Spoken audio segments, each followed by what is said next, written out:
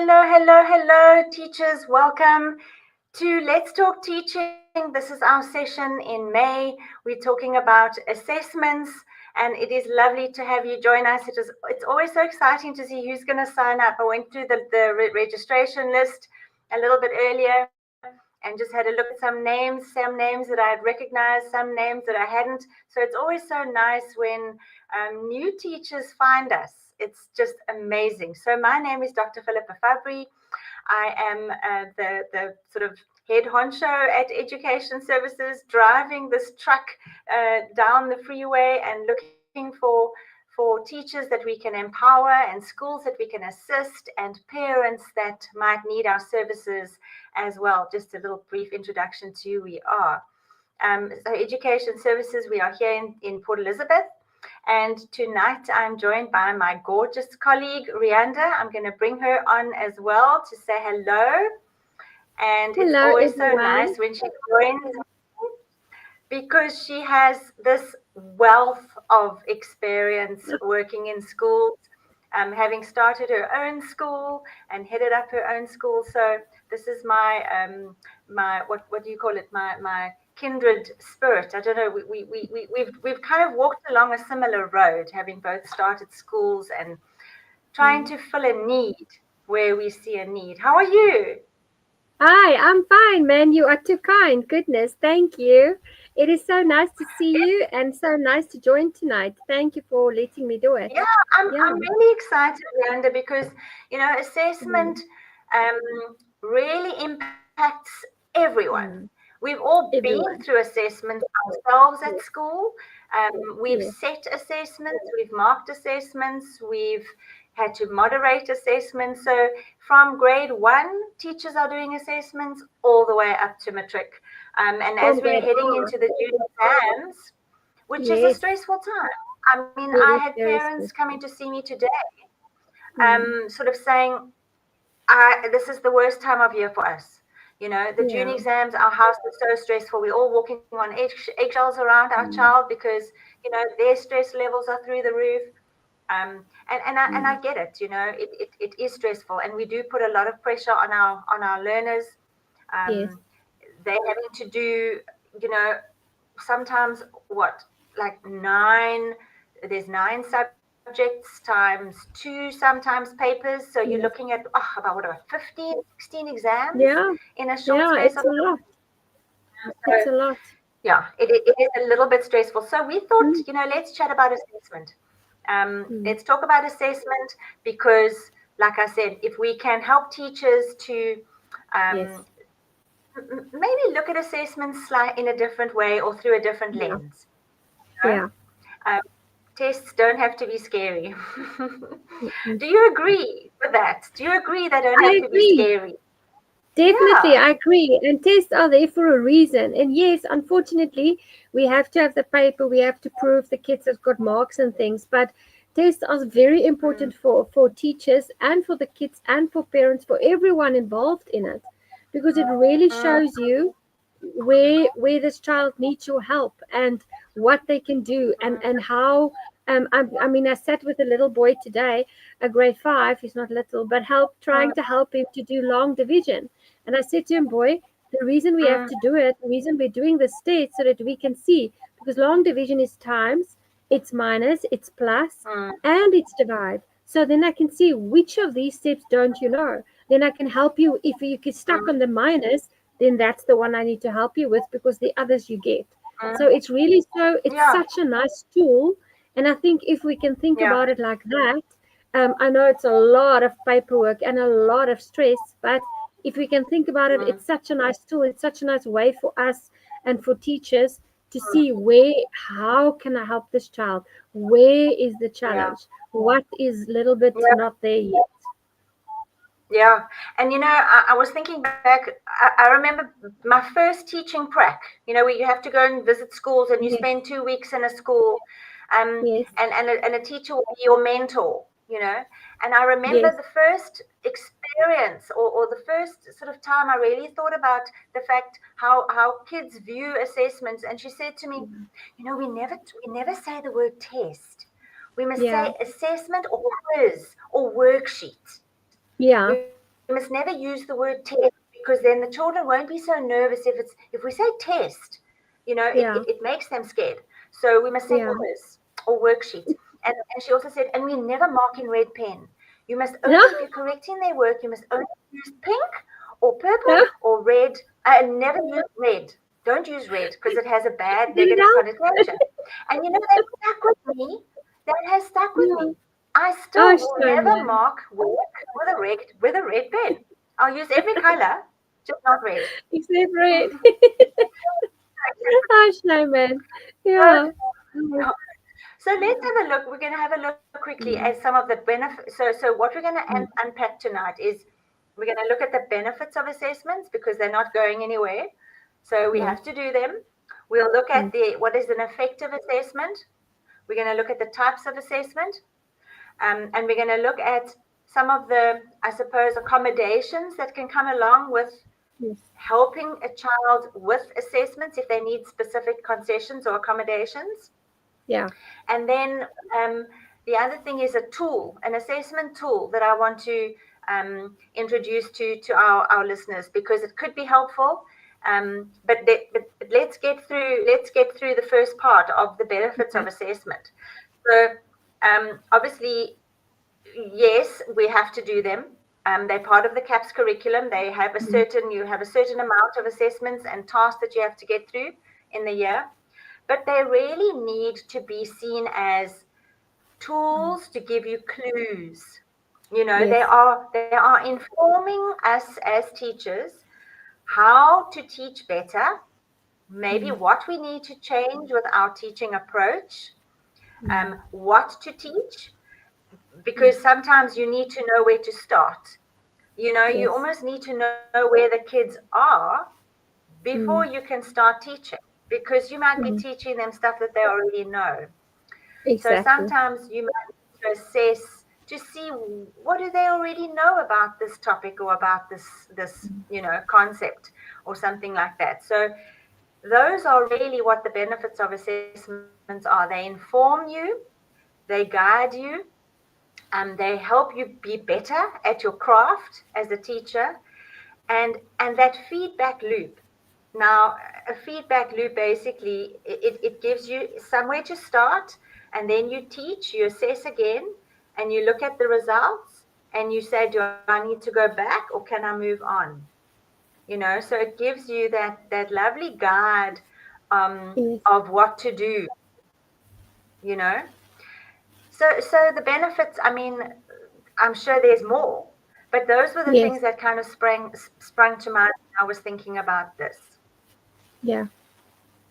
No, definitely. And I think if I can say something on that, it's the way that we as remedials work is the thing that we need to assess. We need to see where is the child, where, on what level are they in grade 3, but they're reading at a grade 1 level. So I need to do those little assessments so that I can see as remedial, where must I start? It's like you say, now with the test, that is very important for me, because I cannot just continue, because then I don't fill in the gaps for that child. And I think it's the same, and it works the same in every school, in every class. You need to know, can this child now do this long division? Or can this child now read time? Can I move on? Is this all right? Or do I need to go back? Or do I need to go forward? Which way for this one must I go? Yeah. And sadly, CAPS doesn't give us much time to go back, because it's so fast. And there's so much that we need to get through. So often at the end of the day, teachers are just trying to scrape off the surface and do, go as fast as they can, just to get the work done. Yeah, unfortunately, that is as well, that teachers that are watching this now, and we're wanting it to be interactive, although we've got quite a lot to go through. Please feel free to pop a comment, or you can ask a question, pop a comment in the chat, so that we can know that you're there. Hopefully the sound is okay. You can hear us, you can see us, but please let us know if there's anything that's not working, or if there's anything you need to know. What we want to try and do is keep you on with us until the end. And then there's a giveaway at the end of the webinar. There'll be something that you can win. So stick with us, interact with us, let us know, if you have any specific questions or queries with regards to to what we're talking about. But let's look at the types of assessments, because again, and I've added benchmarking, but really there's the three main types. Is the ongoing continuous assessment that we do, which is throughout the term, the formative, then the summative is at the end of the term, so it's almost where you've summed up everything and now you need to test or give an exam. A diagnostic test is usually, again, something that Rianda and I do within a subject area.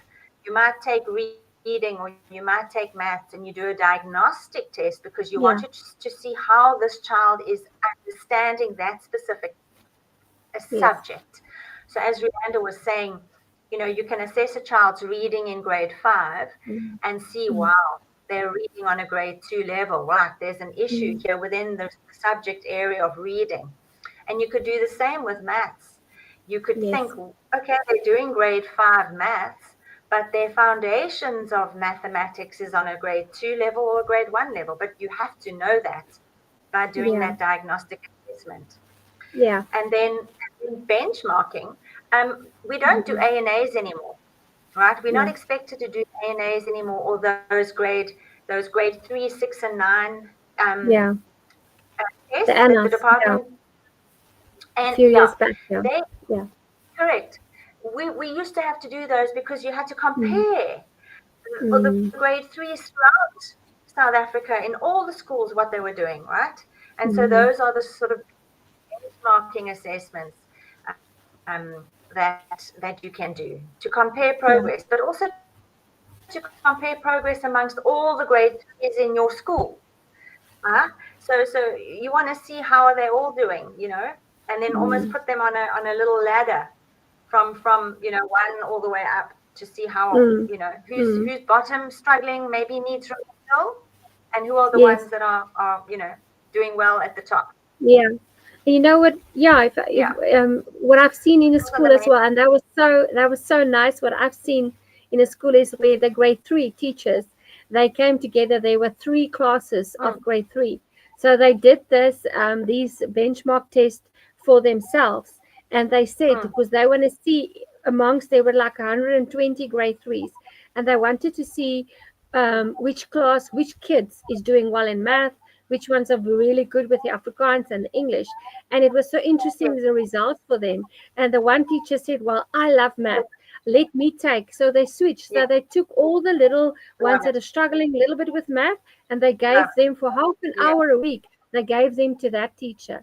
And they did the same with the English and the Afrikaans. And it was so interesting because that teacher really got to see, all right, well, I love math. Let me try. Maybe if I say it in a different way, that child will hear me, or it will just be made a little bit clearer.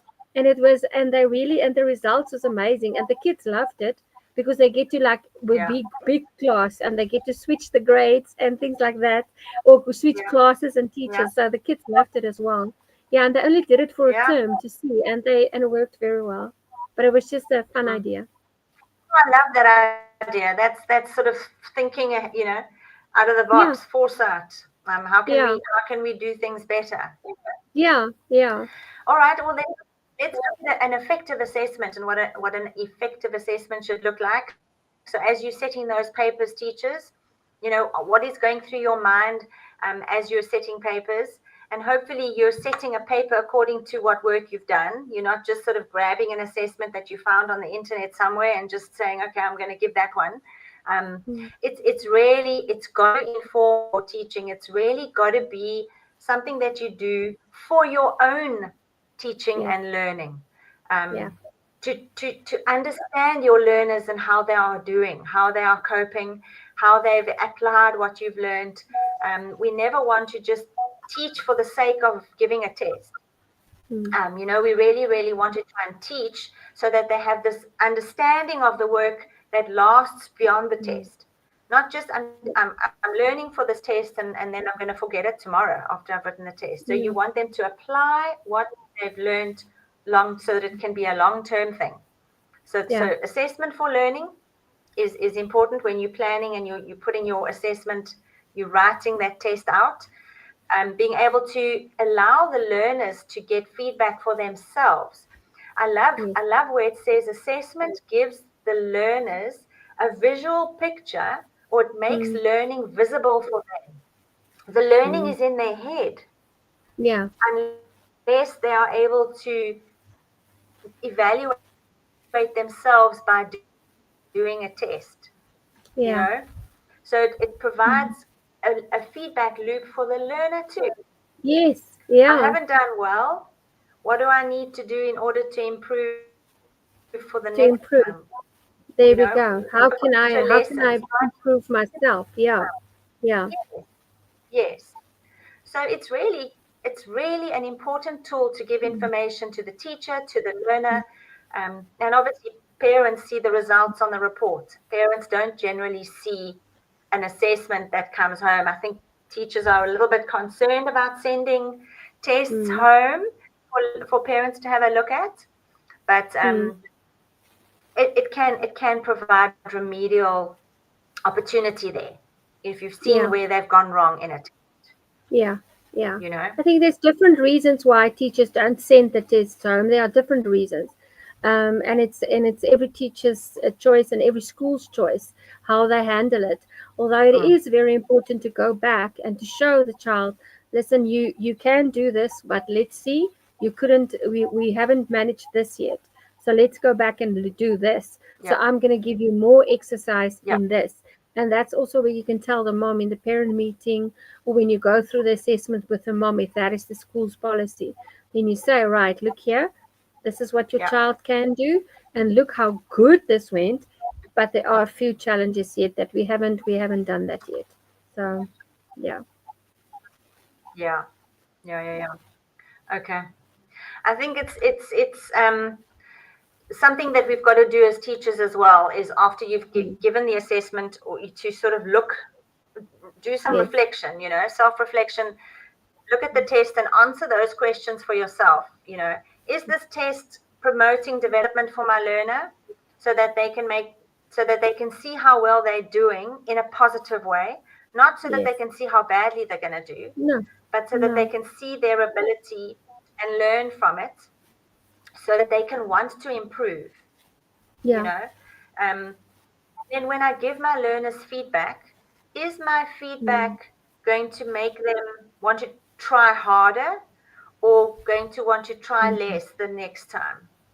You Mm. know, how am I providing feedback so that it has a positive impact on my learners? We don't want Mm. to create more stress No. and more anxiety. Mm. So you either have the teacher that's going to be a bit hard when he or she's correcting the work, and maybe those comments on that paper are not very encouraging or Mm. positive. They're a little bit more, I don't know what the word is, maybe a little bit hurtful that the child has tried, Yeah. you know, or are Yeah. your But I think, comments positive and encouraging and yeah. you know, But I think you as a teacher know the kids in your class, and you know with whom can you be very honest, and with whom can you say, listen, this was not your best. To whom you can yeah, say that, but to other kids you will have to say, and you will know which kids that which are those kids that I'm talking about. That you'll have to say, look, yes, you have done 5 things correct. You wrote your name. mm, You touched the top line. mm, You touched the bottom line. Look, you remember mm, to number correctly. You look at that yeah, other things that they did. And then you say, all right, but now we've done these 10 things, but now let's work on these 5 things next time.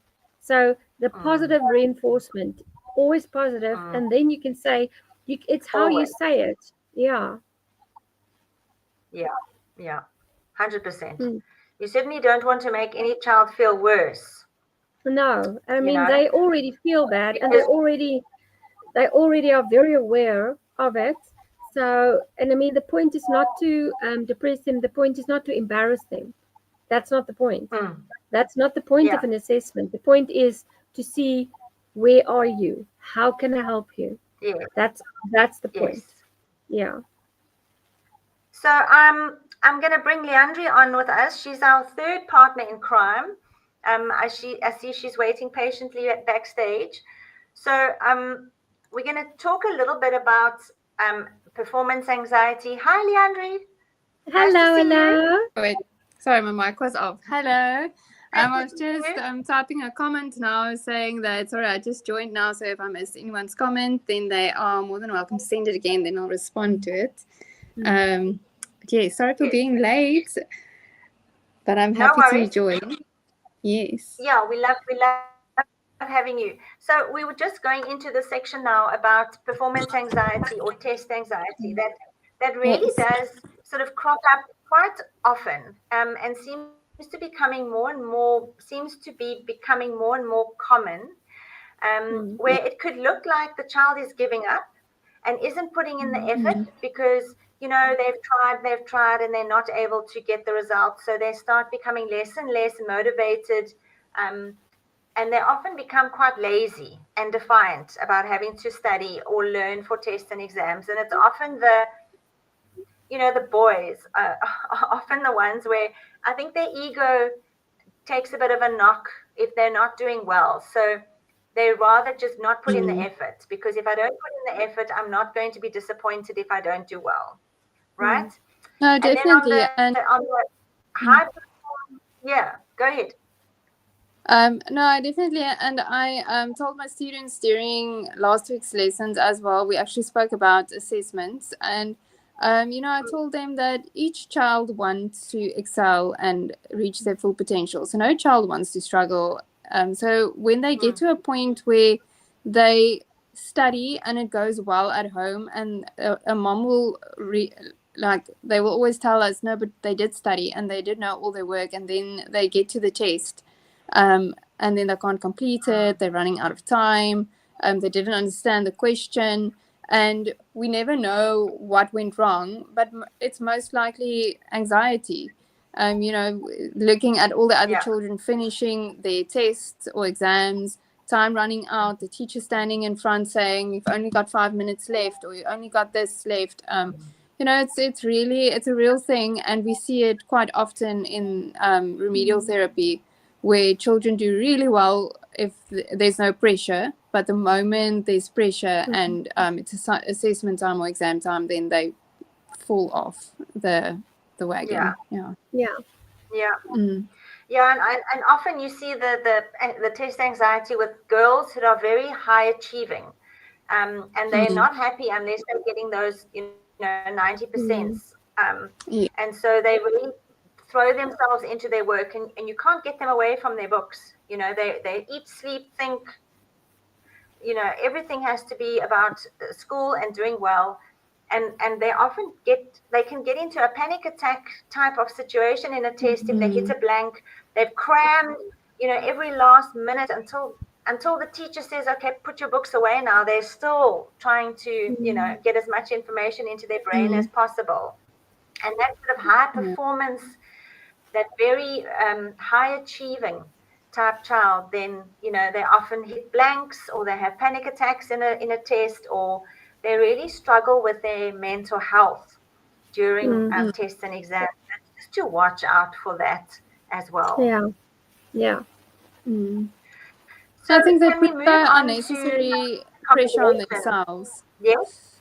No, I said absolutely. they're putting, and I think most parents would be happy if their children passes and have good grades. But I think you should also know your child's limit and your child's potential, and be happy when we reach the potential, even though there's much more potential. As you said, even though they do have the potential to reach a 90, but 70s and 60s and 50s are also okay if that is what they can do, if that's what they can manage at that.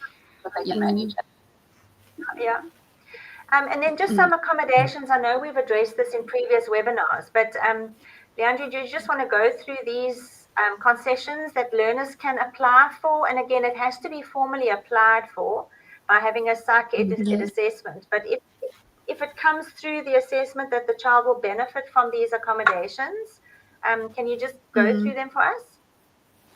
Yes. So we start with extra time. So we all know about extra time. Those are your learners who maybe read a little bit slower or write a little bit slower.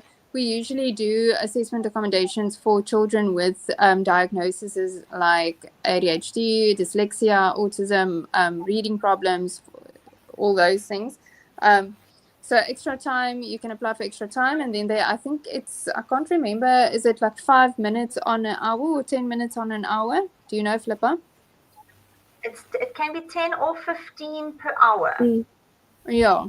So it's quite a lot of extra time per hour for a child, especially if the children get older, like your matric students. It makes a very big difference to their exams. A scribe, that is someone coming in, either a teacher or someone from outside. So it's usually an adult person coming in to write on their behalf. So the child would sit and give a verbal instruction, and the scribe will write down. So these are for children who's got writing problems, so they can't write fast enough, or they write very messy, so we can't clearly read what they're writing. Then we get scribes for them. Let me just see your slides. Sorry, it went away. A reader, that's someone who reads the paper to them. So you would read the instruction to the child, and then the child will write down themselves. So with the scribe as well, the child would read the question, and then the scribe will only write down whatever the child has said to them. So word for word what the child has said to them. A reader would read the question, and the child would write down. And then prompt and a separate venue. Those we don't really apply a lot for them. Separate venue is just taking the child out of the classroom into a separate quiet space. It's also usually if they have chronic anxiety and they can't be in a big venue with a whole lot of other children, or they're very distractible. Yes, your ADHD when children. they're on their own in a separate venue. Yes. Yeah. But it really just depends on what assessment the child has had and what recommendations are coming out from the psychologist who has done the assessment. But usually it's more your high schoolers that would apply for accommodations at that point. Yeah. Usually if we apply for grade 4, if we apply for grade 4 children, it's usually only for a scribe or a reader. We don't really do the rest for grade 4s, except if it's very specifically, we can take the child out into a separate venue. Yes. Yeah. So at this point, we've just got a few minutes left. I'm going to ask the teachers that are still online, please, if you've got any questions or comments, please pop those in the chat so we can address those. And then while you are doing that, I want to just talk about this assessment file, which we've compiled specifically for, it can be used by anybody, but usually the Senko at the school or the head of the school-based support team is the person who would usually keep a copy of this assessment tool. And it is, as it says there, it is 126 pages. It has checklists, it has worksheets, it has diagnostic tests, standardized tests, reading, maths, comprehension, spelling, and they are normed. So, you can work out a reading age for a child, which gives you a great indication if they are more than a year or 2 years below their chronological age, that there is quite a severe learning barrier happening. So this assessment tool has been something that I've compiled, and I don't go anywhere without this tool. All the schools that I've taught at, they all have a copy, because you cannot teach in a school without having assessments that you can use, that are standardized, and that they're good, and they are really benchmarking, they're diagnosing, they are checking. You can screen for certain things using this file. I don't know if you are able to sort of see exactly, it's probably too far away, but I'm going to make one of these available. At the end, I'm going to explain how you can win yourself a copy of these. But if you want to buy a copy, you can scan that code, and it is 250 Rand to order one for your school, either a hard copy that can go to you or a PDF that you can then print out. But let me just show you one of the tests,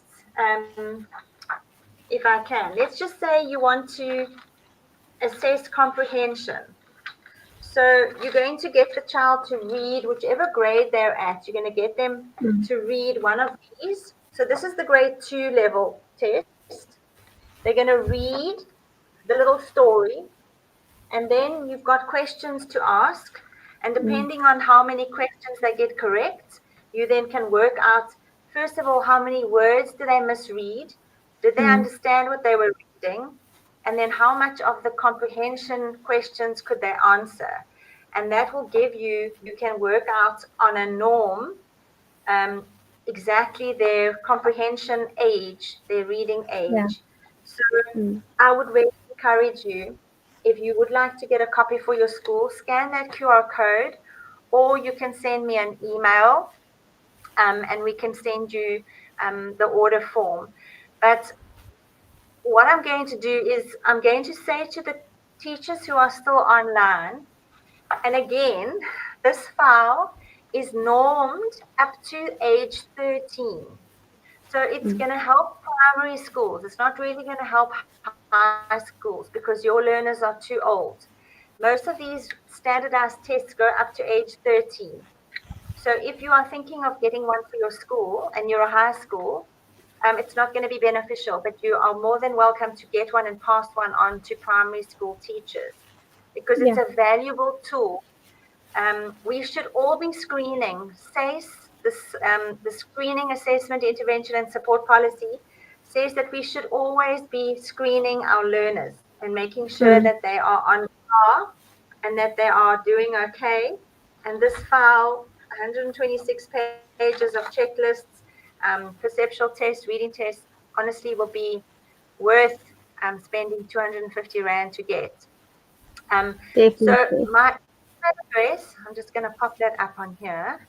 If you would like to win a copy of this file, you want to win a copy, then you just need to be the first person to email info@educationservices.co.za. The first email that comes into my box, I will email you the PDF version of this file.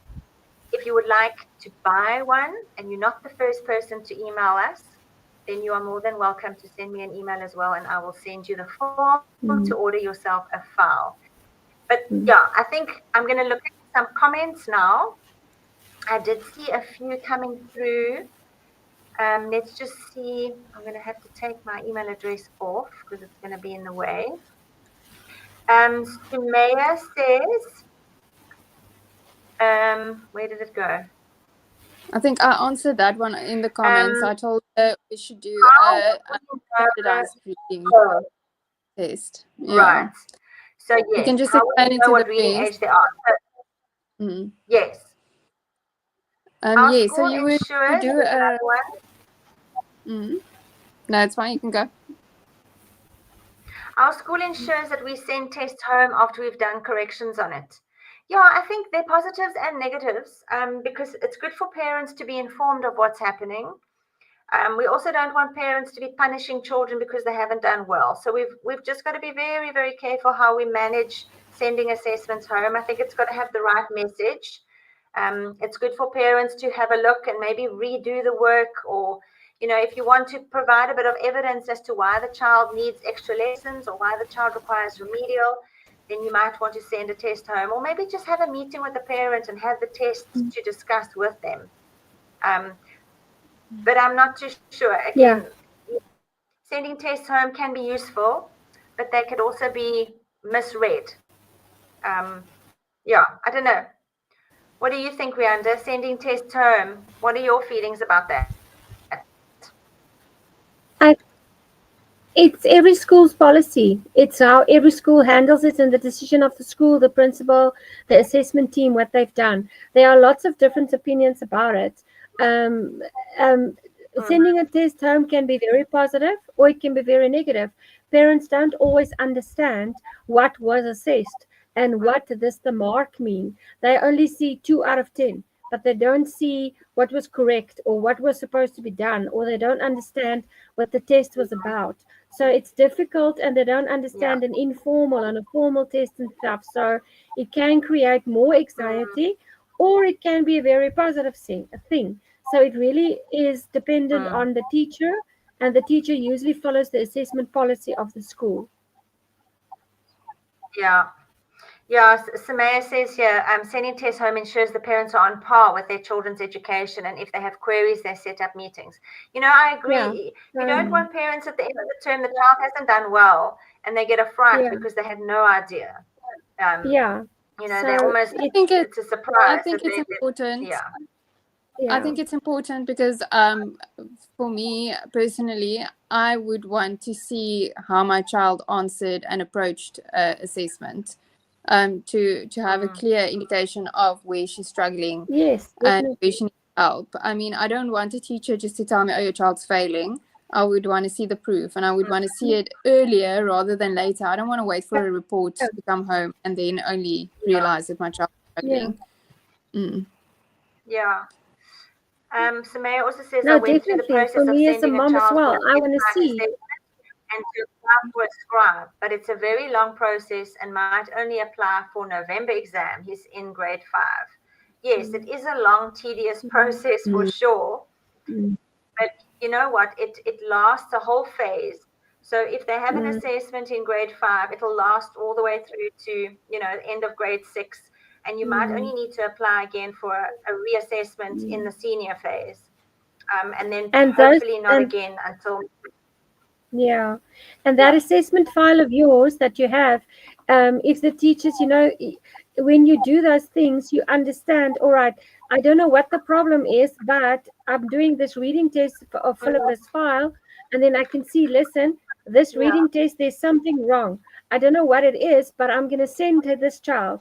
Even if grade 1, 2, and 3, there's something, me as a teacher don't know, but I'm going to send them for remedial. I'm going to send them for a educational psychologist or what. Yes. And it shows them exactly. Then the process can start much earlier.